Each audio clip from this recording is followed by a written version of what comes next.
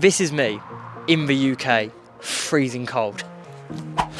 And this is me, slightly warmer, but still in the UK. And here is me, travelling Thailand, living life the way it's supposed to be.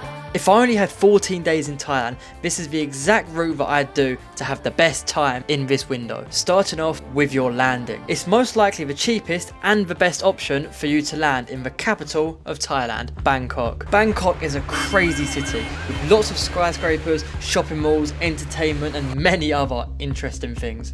But before we go into anything, I want you to download 2 apps. One of them is going to be called Grab. The other is 12Go Asia. Grab is the app you're going to use to order motorbike taxis, and 12Go Asia will allow you to book the ferries and your other transports.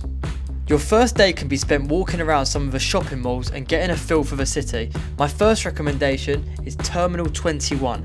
Each floor is themed as a different country. Once you've had a shop around and got a feel for the city, it's time to hit one of the most iconic roads in Bangkok, Koh San Road. This road will get your eyes, and maybe a bit more, ready and warmed up for what's to come. If you aren't feeling too sore from the previous night, it's time to go and find some big Asian water monitor lizards. You can find them all around Lumpini Park. This park is located very close to the centre of Bangkok. Bangkok is also home to some animal cafes as well, just like this husky cafe.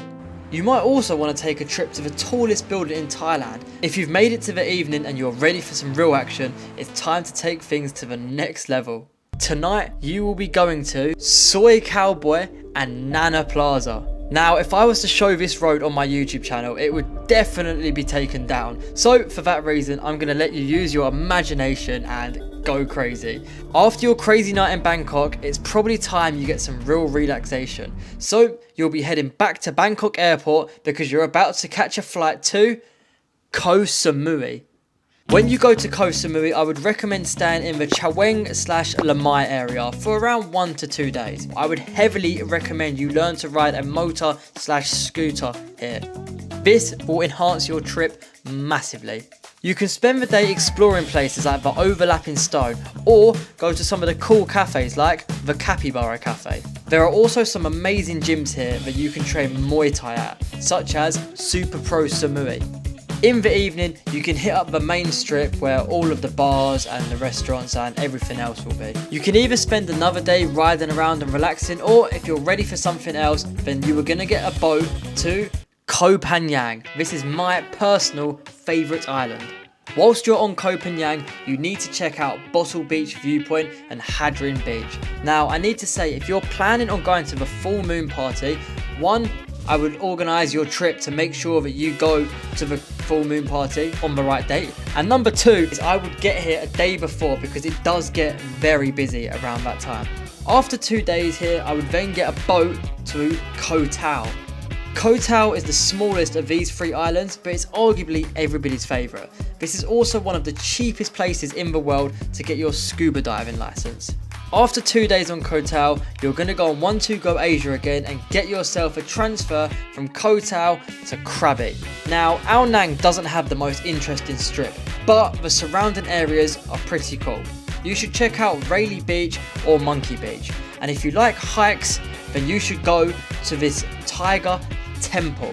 It's about 30 minutes away from Krabi, and it's 1,200 steps to a temple on top of a cliff. Oh, let me give you a quick warning because this is pretty difficult. After Krabi, you're going to get a boat to Phi Phi Islands. Now, a lot of people do a day trip here. They go to Maya Bay and they go to the other places on the boat. However, I would recommend spending a night here because of this place, the Reggae Bar. This is a place where tourists can literally get in the ring and fight each other. Even if you don't fight yourself, it is a proper laugh, and if you do get in the ring, you get a free bucket of alcohol. After Phi Phi, you're now going to get your final boat across to Phuket. Where you stay in Phuket can be a make or break. If you're interested in Muay Thai and MMA, I would stay in Chalong, which is where all the facilities are. If you're wanting the wild nights and the parties, I would recommend staying near Patong. Patong is home to Bangla Road, which is similar to the ones that you saw in Bangkok. Another area I would recommend is Bang Tao. However, this is a little bit more quieter and far away from the other places.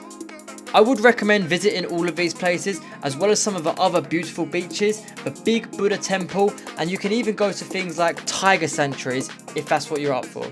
This is the route that I would take if I only had 2 weeks. If you're here longer, you can obviously spend more time in each places. Places like Koh Phangan, Canberra, you can do it in a day, but you could also be there for a whole week. Koh Tao, you could do it in a day, but you could be there for a whole week. It just varies from place to place to place. So if you're enjoying a place, maybe stay there an extra day. If you're not really feeling it, feel free to go on, because if you only have 2 weeks, then you're going to be pushed for time.